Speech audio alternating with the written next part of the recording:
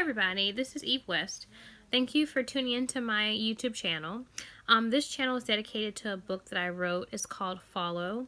My book focuses on spirituality, but it focuses on spirituality from not just a psychological aspect, such as, caring and sharing, compassion, love, kindness, that type of thing, but also focuses on the earthly aspect of us as well, what people consider to be the reptilian brain.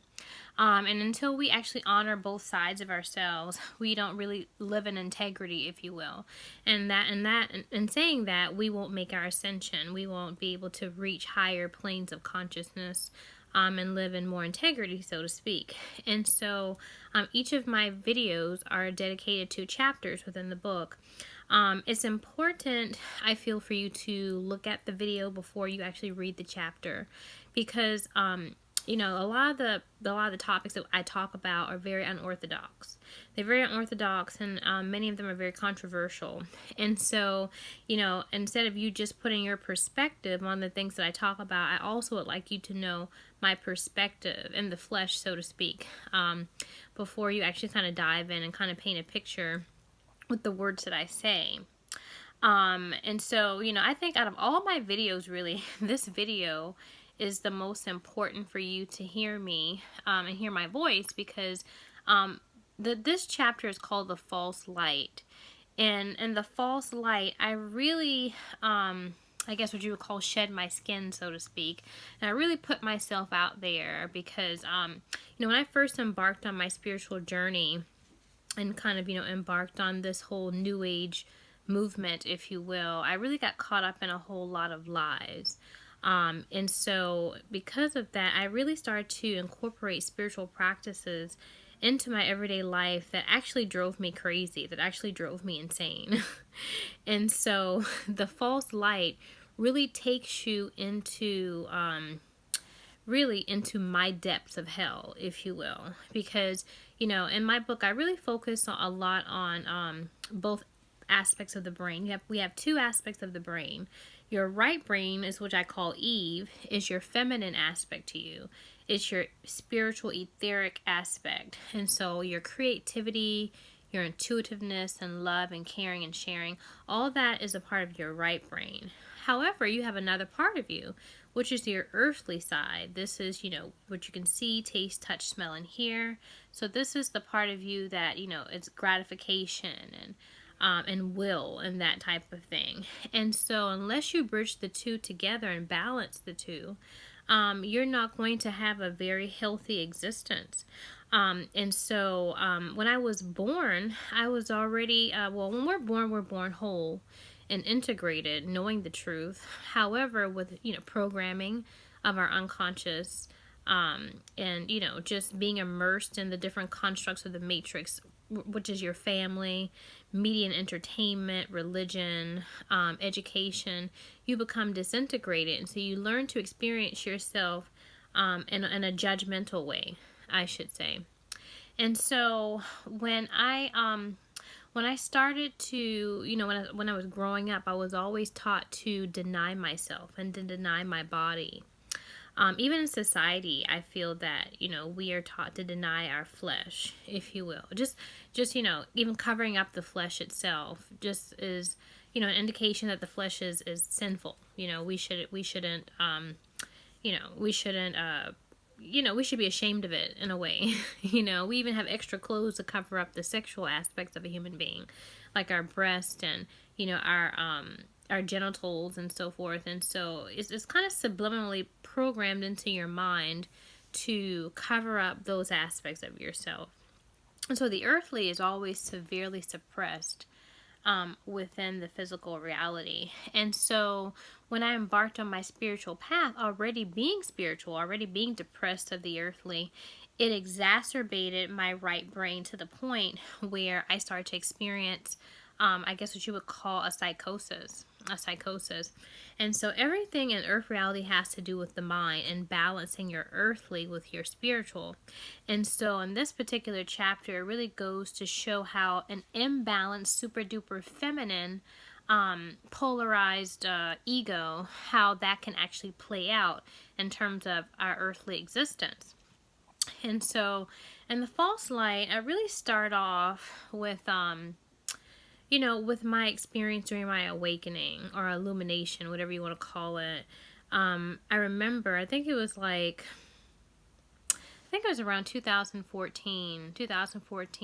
I was a teacher for about 13 years. And so, at the beginning of the school year, I started to really experience a lot of hypersensitivity. And so, some people ask, like, what does that mean, hypersensitivity? I don't really understand that. Well, hypersensitivity is when your senses are super duper keen and heightened. It's like you can see everything or hear everything. It's like instead of hearing or seeing at a certain level, it's very acute. For example, if you ever seen the movie The Exorcism of Emily Rose, you'll see when she's like in a diner, I think with her boyfriend or something, and they've gone to eat at a diner, and she can actually hear people's spoons scraping, against the plate and so forth, and people smacking and stuff like that. And so this type of acute sensory overload really like makes her insane. Like, she's like, oh my gosh, like I can't really take this. And so, my whole awakening or illumination when it comes to sensory, sensory overload was very similar to hers. And actually, I got it. So it was kind of like hard to hear and see at the same time. And when I would go to school, it was very difficult for me to do my job. I would have to look over my kids when I taught them because looking at them was too much to perceive. Like I perceived everything about them. It was kind of like I could see past the superficial ego of people and I could see into them in an interdimensional way. And so what does this mean? How can I explain this in a more layman's terms? Well, we all have an ego, right? We all have a self that we want to portray to the world. We all have feelings and a person that's behind that mask. And so the thing that happened with me was that I was, more than ever able to see the superficial person as well as what was behind the mask. And so that's a whole lot of information. So I could see the conscious and the unconscious and everyone, including myself. And that was hard for me to reconcile and to process that information in my little monkey mind brain, so to speak. So, that was very, very difficult. So during this time, sensory, perception, very, acute, very keen. And, I really sought mental health. I actually sought mental health because I thought, something's going on here. Maybe I was out at the bar or something like that. Someone put something in my drink or whatever. I wasn't quite sure what was going on. And before I could, gain some help with it, it went away. The sensory perception totally went away. And it was so funny because I call this the calm before the storm, because my life seemed to, be more at ease, if you will. I taught school for over 13 years, and although I was a really good teacher, I never felt fulfilled being a teacher. But this year in particular, I was super duper connected to my kids. It wasn't just about, getting scores and making sure I'm a good teacher and just living from a, egoic standpoint. I was just very connected with my kids and, I wanted to know them, more outside the classroom as well as inside the classroom. So I was going to, games and things like that they had. And I just really cared about them. I didn't really care so much about the curriculum that I had to teach. I was always the type of teacher that stuck by the lesson plan, so to speak. But if things kind of went, diverted from that, I was fine with it. And I got the best scores that year by having a more of a rapport, if you will, with my kids. I wasn't focused on myself as much as I was focused on them and what was important to the whole of things, the holistic view of of my career, if you will. So my life seemed to be, I don't know, just a little bit more settled, if you will.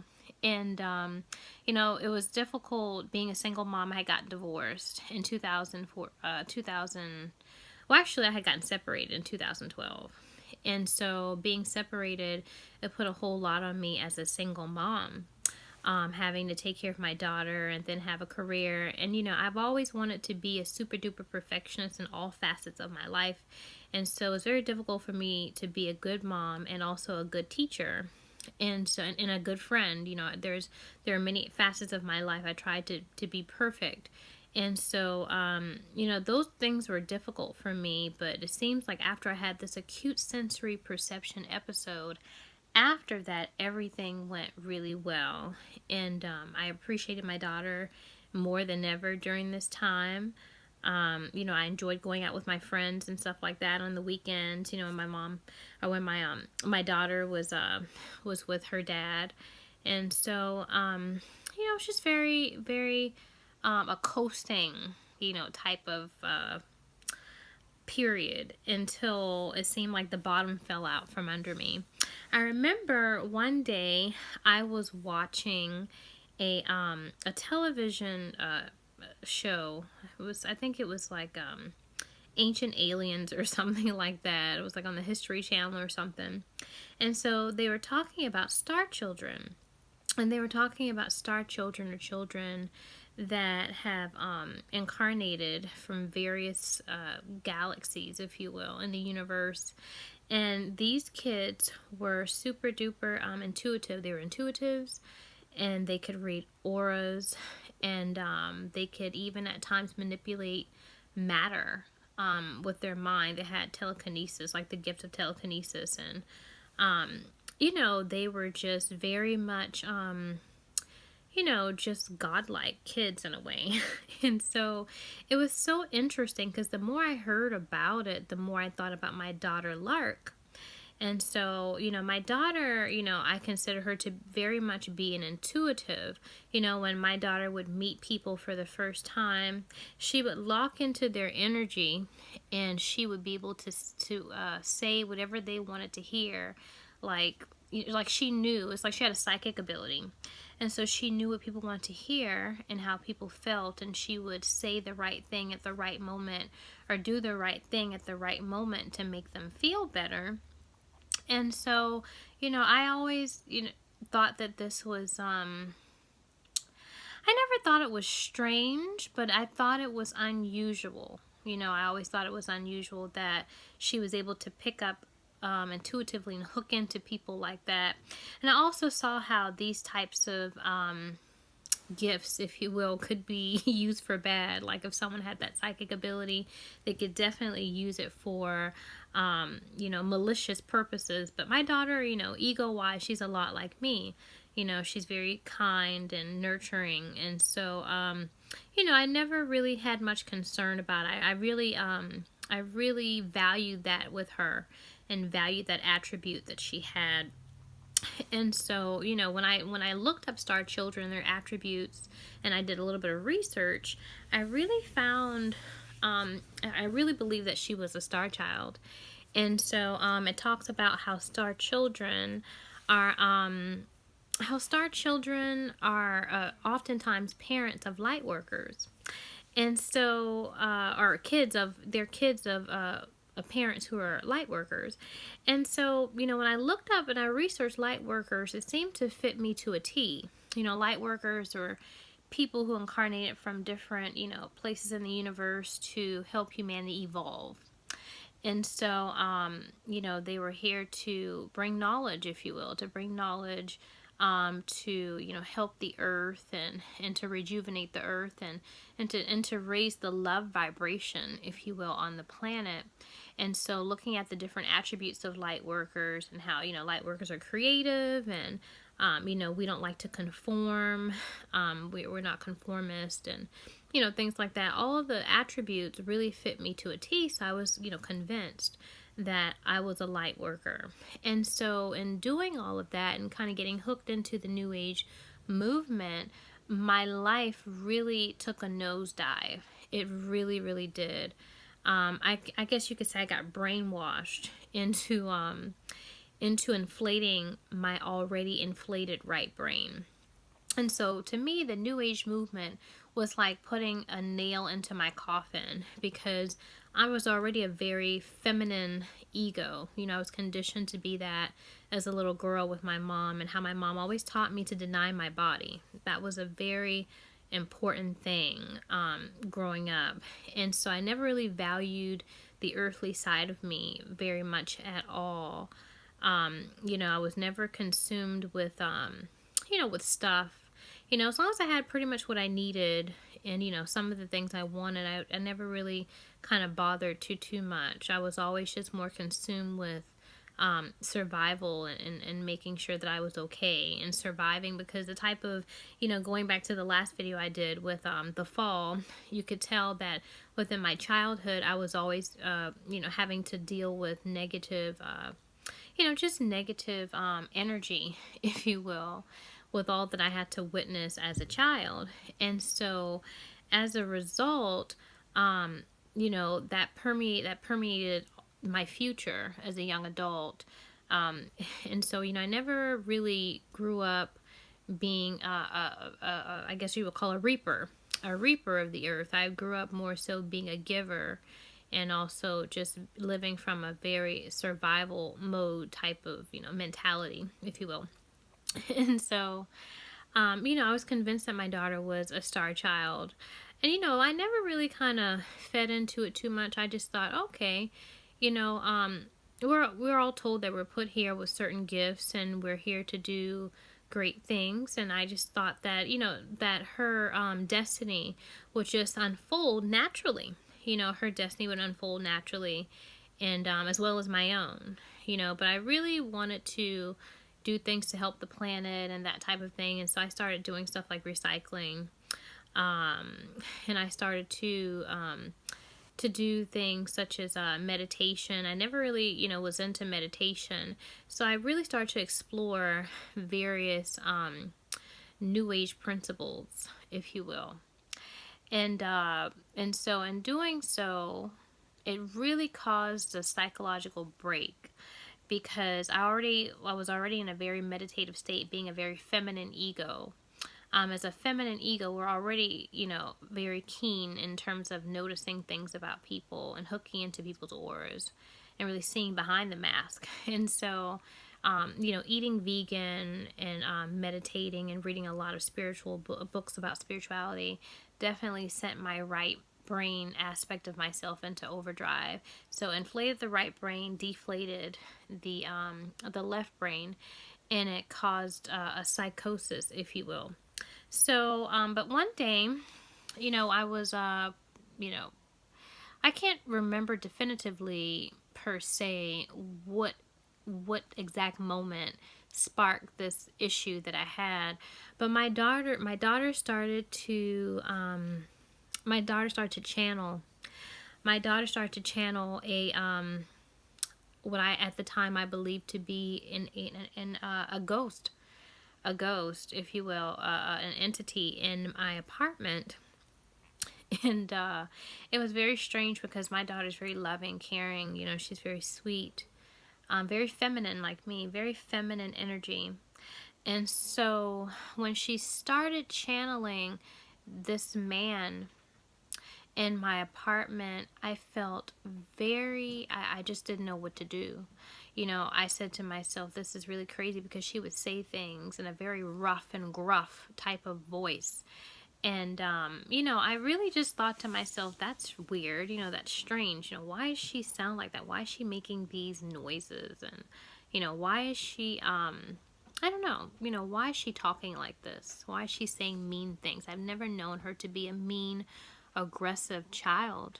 So when she started exhibiting these types of behavior, and being her mother and being the one who's, you know, put in place to protect her, I started to look at different ways, if you will, to cleanse a dwelling.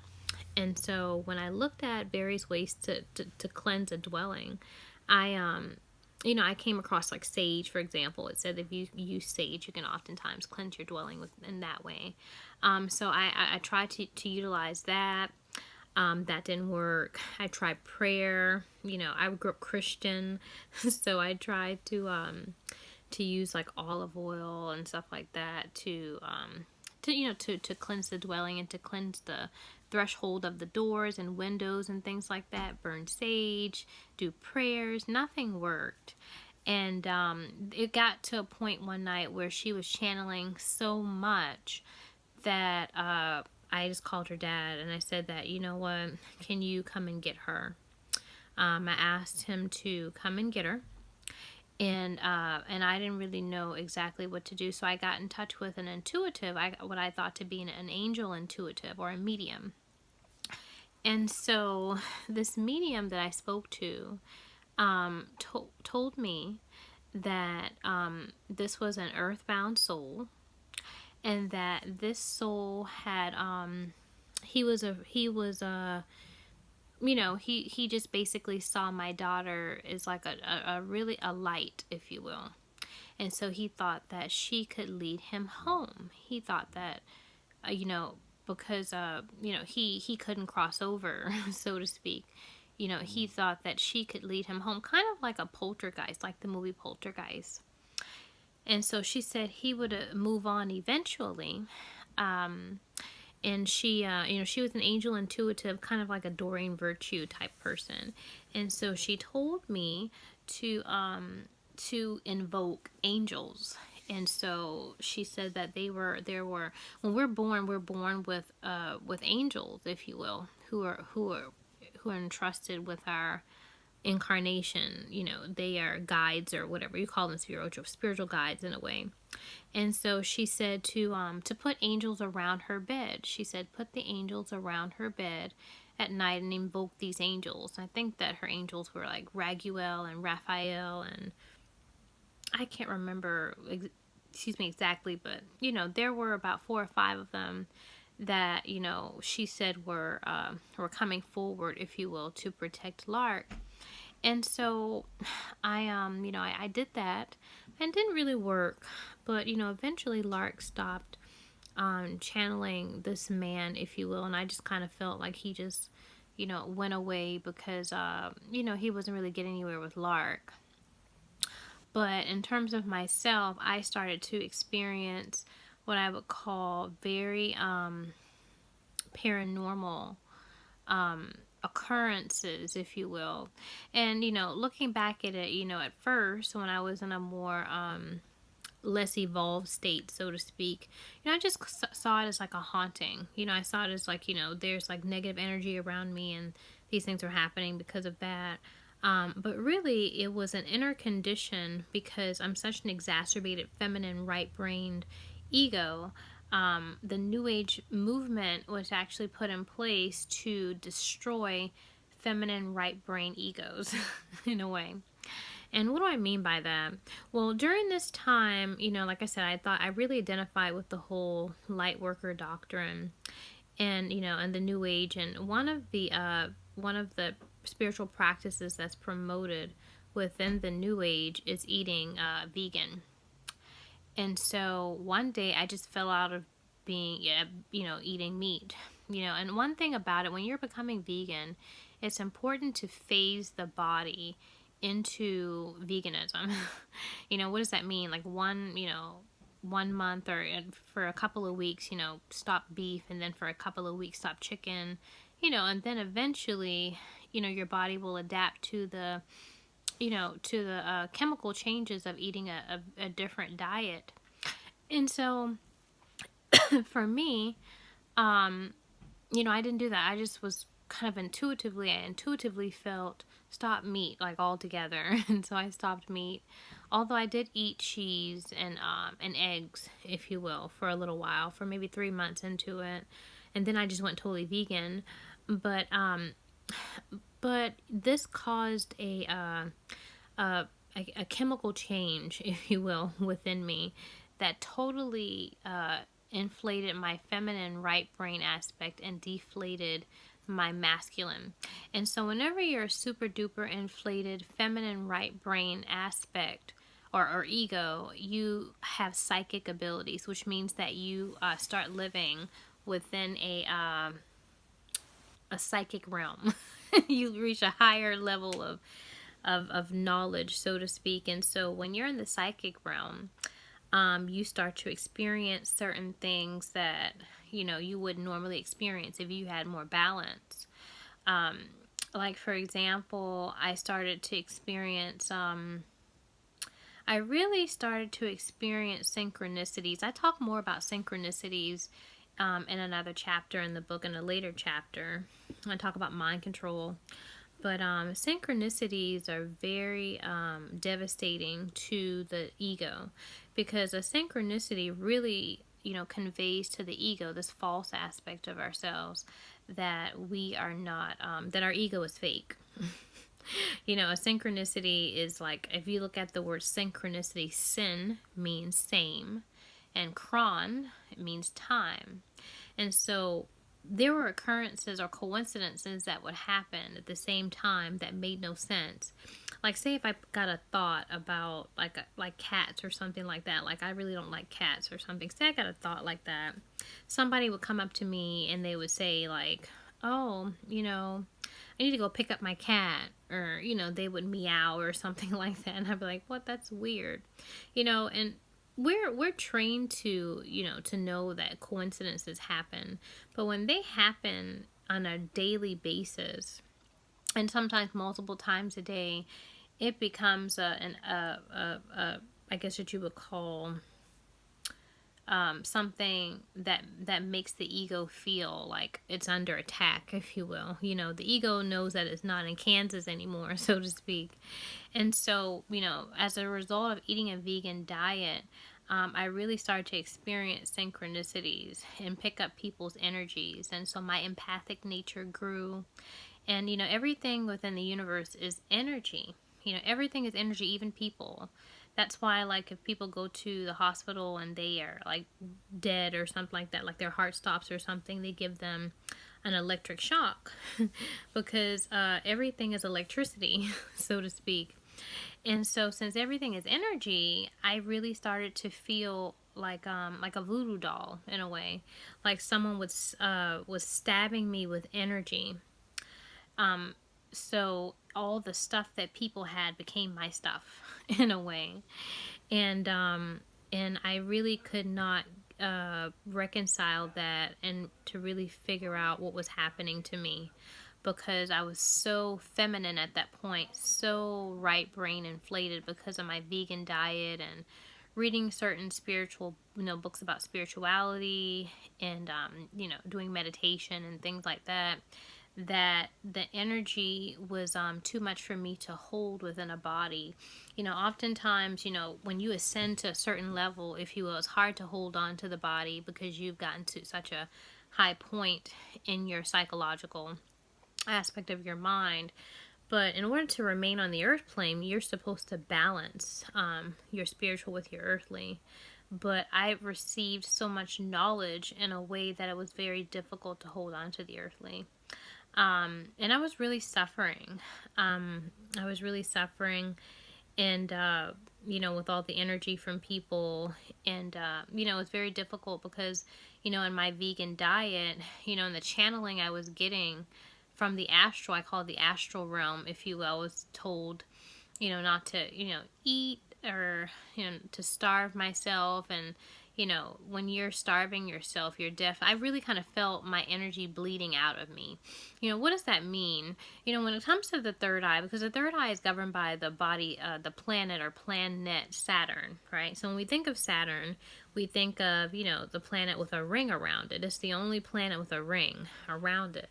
Well, the thing is that with that, as Saturn corresponds to my third eye, this was a planet that didn't have a ring. So I didn't really have the mask. You can think of the masculine counterpart to Saturn is the ring around the planet. And so because I didn't have an earthly aspect to myself, I was bleeding out energy, if you will. I'm not sure if that makes a whole lot of sense, but the body is controlled by energy systems, and they're governed by planets or planets. And so when it comes to the third eye, it's important, in order to balance the third eye, you have to have the feminine with the masculine. And so I didn't have a ring around my planet, so to speak. And because I didn't have the earthly aspect of me, my energy was literally bleeding out every day. and I wasn't really living in the body, so to speak. I was living in the stratosphere, so to speak. I even went to Vegas one time, during this whole process, and I went to the stratosphere, and that's why I stayed, and it was very, ironic that I stayed there, because I'm really in the stratosphere. I'm not actually in the body, so to speak. Because the psychological mind, the spiritual, etheric aspect of me had taken over so much from all of these different spiritual practices, even such as like meditation. I never really was into meditation. I didn't grow up, doing that spiritual practice, and so I really wanted to learn more about it, because in my research of the New Age, I was always encouraged to do meditation. So I went to a priory, and just tried to practice meditation there, and it didn't really work with me. I had a sunroom in my apartment, a really nice sunroom, and so I said, well, this is the perfect place for me to practice meditation. And so I would just, in meditation, I was always taught that, in my research, I was taught you just sit there and you just watch your thoughts. And the more that you are able to, do meditation and watch your thoughts, the more you will get beyond the physical world into a higher dimension, if you will, eventually. But it takes a lot of practice. The more you do it, the better you become. It's like a muscle, if you will. You keep working it, it will get better. And so for me, meditation never got better. It made it worse. And in hindsight, I can see why meditation made things worse, because since I was a little child, I was always in a meditative state, always groomed to deny my body and get beyond the physical. So I was already beyond the physical. So these meditative states were pushing me higher and higher to higher dimensions, to push me out of the body, actually. So, and it was funny, during meditation, I would experience, just psychic attacks. I call them psychic attacks, if you will. Like, I was always encouraged to go outside and put my feet on the ground and on earth, and to, just really get in tune with the earth itself. And so always to see things external to myself. The earth is not external to me, but I was always taught that. So I would go into the park, and people would just come up to me in the park and say things and do things, and, really just, I guess, interfere with my meditative practices. And so, it became very annoying to me. And, the thoughts that were coming up to in meditation were thoughts that, I was very ashamed of, but, and people would like cough and yawn as soon as I had a thought. And I thought to myself, I'm going crazy, I'm going insane. And, meditation, as much as I tried to do meditation, it didn't really work out, for me. But I can see in hindsight why, because meditation is for a grounded person to become more feminine. But when you're a feminine person, you need to become more grounded. So in hindsight, when it comes to my diet, I should have been eating more meat and, something that is more grounded, if you will, because, vegetables have an amazing life force in them. And so when you're already life, if you will, you have to put something into the body that makes you less lively, so to speak, I guess you could say. When you think of figures in history like Hitler, it was said that Hitler was a vegetarian. Well, he was super duper grounded, super duper evil. And so when you're evil, you definitely have to eat a less grounded diet, because you are trying to reach higher levels of spirituality. So you're in hell. So you're not in heaven. And so, I was already a psychological, super duper spiritual person. So I need to do the opposite of what like a Hitler type figure would do. So, it's safe to say that looking at the totality of the New Age movement, and light worker research literature, whatever you want to call it, and Star Children, that movement was designed, in my opinion, to kill the feminine principle, to kill Eve, to kill the psychological aspect, if you will, feminine aspect of a being. If you are a feminine intuitive like I am, and you know, start eating vegan and, you know, meditating, you're not going to stay in the body. You'll have to leave the body. And so it was very difficult for me to contain my energy and not bleed out my energy and stay in the body. So this caused definitely a psychosis in a way, because I could not process all the information that I was given. And what does that mean? You know, when we're disintegrated, like when we're kids and eventually become disintegrated with constructs of the matrix, we tend to block out information. We block it out. So what does that mean? Like if you walk into a room, you're not going to focus on everything in that room. You're just going to focus on what you need to focus on in that room. You know, like for example, if you're going to school and you walk into your classroom, you're not going to take in all of the information within that classroom. You're going to just focus where your seat is. And, you know, if there are instructions on the board that your teacher is giving you, you're going to focus on those instructions and what have you.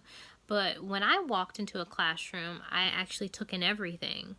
And so I was stepping out of the ego, which is the superficial, false aspect of myself that just, you know, focused on some information, to where all information was given to me. And so this was just too much for my mind, if you will, to process.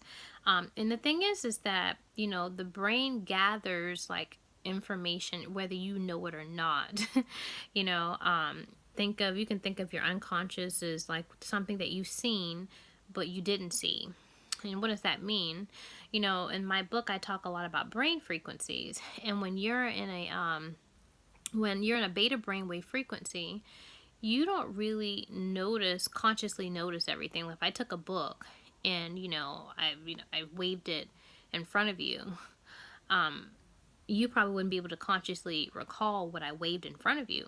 However, if I put you in a theta brainwave frequency, which is a state of hypnosis, you could recall every detail. And so, the reason why I brought that up is because, the mind houses everything, whether you know it or not, whether you're conscious of it or not.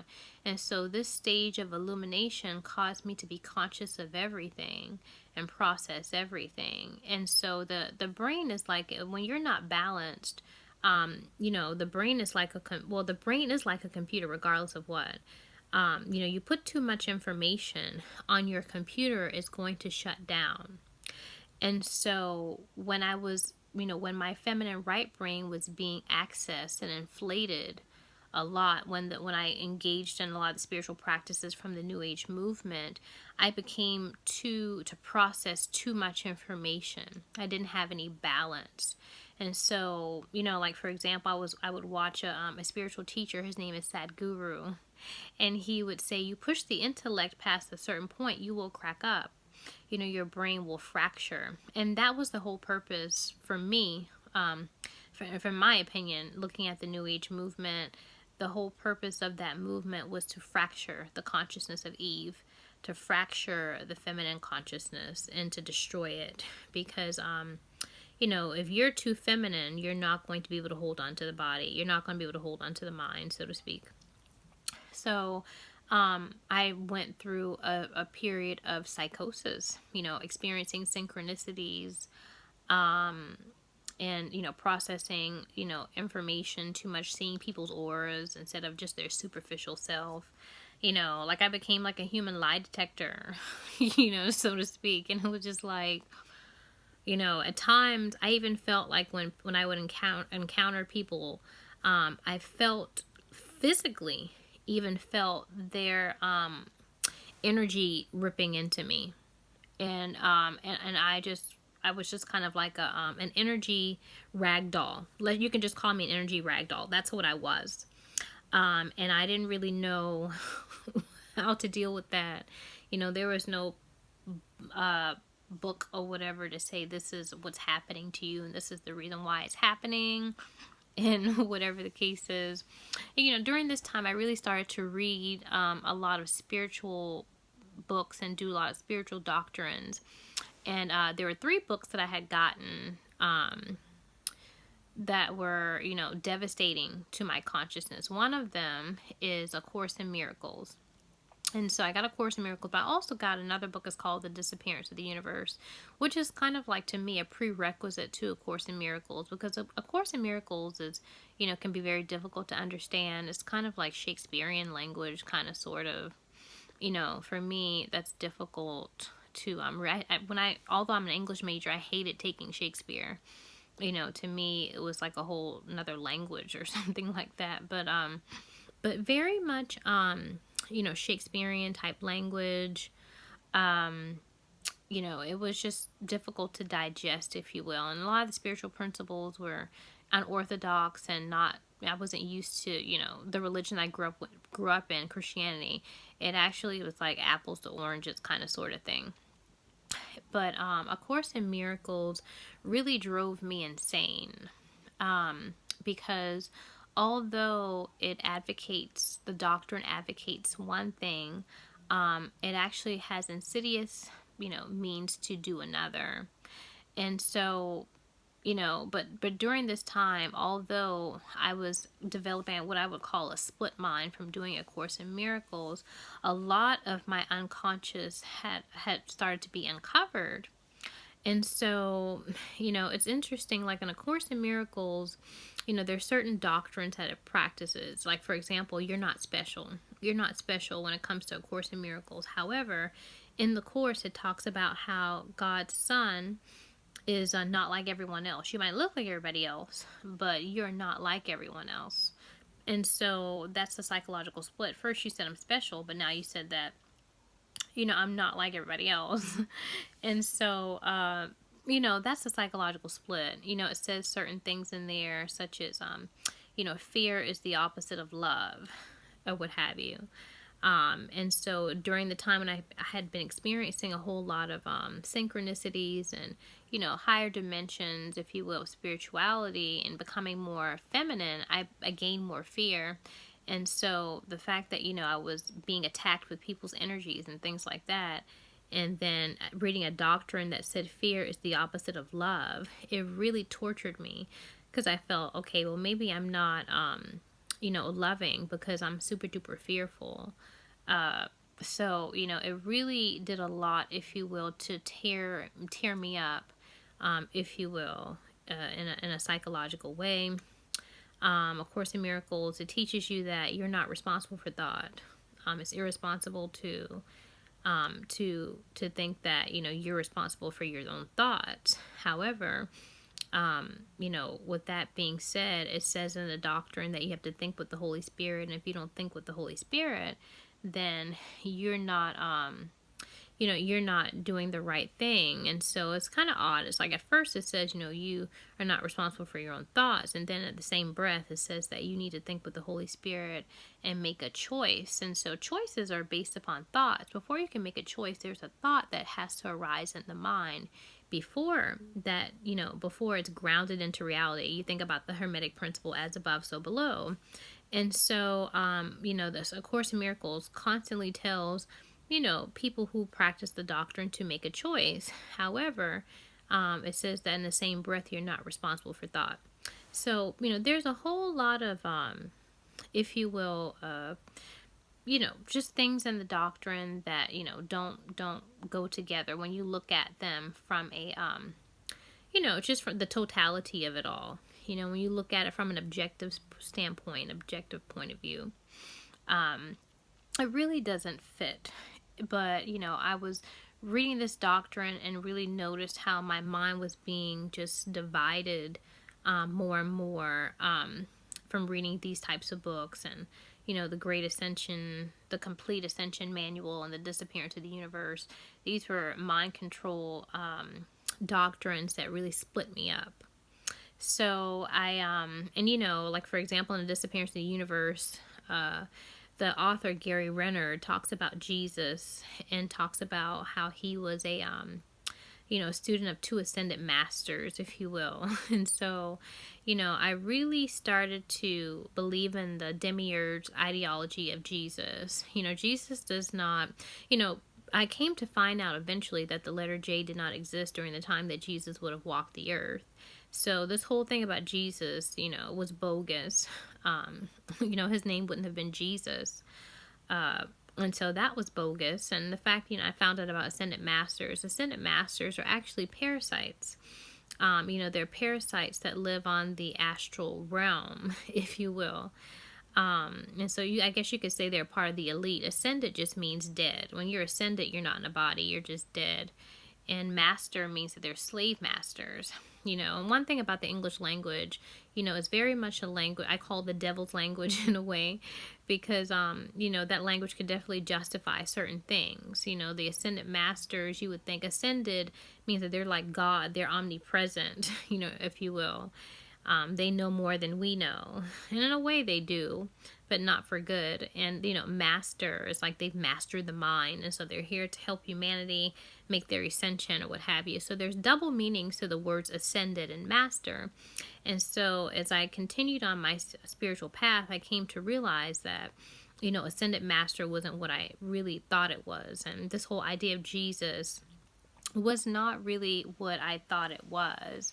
I don't know. It was just very difficult for me to deal with the energy that I was getting on a regular basis, and also to have the energy to deal with these spiritual principles that I really didn't have any connection, any prior knowledge about. And so I was losing a whole lot of weight, and I dropped like 6 dress sizes or something like that. Or 8 dress sizes. I went from like a size 10 to a size 2 within like 6 months or something. And so that goes to show how I was actually suffering. And how I became naked during that time. Like in the book of Genesis, it talks about how Adam and Eve knew they were naked. And so this was my time when I really realized that I didn't have autonomy of thought, or privacy of thought, if you will. That, like, in a way, all minds are joined. And so there were no divisions between myself and other people. And so I couldn't hide the way that I truly felt. And I say that in jest because all thoughts are garbage, but I couldn't really hide thoughts, so to speak. It was like I had a connection to everyone, and if there was a thought that I had that I considered to be bad or shameful, then that would be something that I would, that other people would be able to connect to in a way, if that makes sense. And so, it was just very odd. I remember there was a teacher at a school that I was working at, and, this teacher was very, to me, a little eerie. When I embarked on my spiritual path, he always seemed to be a little weird to me. I never really talked to anybody at work about, my light worker research and so forth. But this particular teacher came up to me one day and he said, "I can see your light all the way down the hall." And so, this was strange. I said, okay. I never really, said anything to him about, what I was, my ideologies and my newfound religion, whatever it was. So I just kind of let it roll off my back and didn't really care too much. Just like, whatever. But then he started, talking about things that I wouldn't want anybody to know. And I, and I won't disclose that here, per se. I'm not sure, kids watching or whatever the case is, but it's in the book. But the thing is that, things I really didn't want people to know, he would talk about those things to me in a very indirect way, and letting me know that he knew what I didn't want other people to know. And that was scary for me. That was scary. He was creepy. And he was of Scottish heritage, and he would talk oftentimes about his Scottish heritage. And so when I came to find out that on the astral realm, I'm owned by an elite of Scottish heritage, that was very scary to me. He, the fact that he would do certain things to, I guess you would call traumatize me psychologically. For example, this teacher, he left a job in psychology to come teach, and who does that? most people don't leave that type of job. You know, psychiatrists, psychologists make more money than teachers do, especially given how long he had been doing it. So to leave a career like that to come into teaching was not normal per se. And if he wanted to, you know, work with children, he could have worked with children in a different capacity. Besides teaching, you know, he could have been a child psychologist or something like that. So it didn't really mesh well. It didn't make sense that he would leave psychiatry to be a teacher. He would do certain things. Like, for example, I remember one night at my computer, I, you know, because I had been in such a very exacerbated feminine, right brain, spiritual, etheric, whatever you want to call it, dimension, that I had began to access, I guess what you would call like an entity, if you will, entities from the astral, my handler from the astral. So I had more connection, if you will, with him. And the thing is that during, you know, I was encouraged to write curriculum for A Course in Miracles. And so, you know, A Course in Miracles, to me, there was a whole lot to A Course in Miracles I didn't really understand myself. You know, I was just kind of getting into it and really trying to find my way through it myself. But this presence that I felt looming over me was like, you know, write curriculum to help people, you know, to learn A Course in Miracles. Even if you don't know it, you still can, you know, help people to learn it somehow. So I was like, okay. You know, so I felt obliged to do it because, you know, I'm a light worker, and, you know, A Course in Miracles and books like this, you know, I started getting into Eckhart Tolle and people like that. You know, it was a part of the whole movement. And so I was going to do my part, you know, to bring in the Lord Maitreya, whatever it is, the Antichrist, whatever you want to call him. So I was, you know, obliged to do my part to bring in the savior, if you will, of the world, whatever. And so, you know, I laugh because in hindsight, it's really a joke, right? So, you know, one night at my computer, I just felt so lost because I really didn't understand what was expected of me. I didn't understand my role, so to speak. And I felt this presence that was looming over me was not happy with me and wanted me to do something, and I didn't know what it wanted. And so at the computer that night, I just got really strong feelings, I wouldn't say feelings, thoughts. There were strong thoughts, and one of the thoughts was like, fuck God. It was like, fuck God. And I instantly felt ashamed, because, you know, my religious programming is, you know, you love God. You know, God gives you, you know, I've been conditioned to believe that God gave you life, so why say fuck God?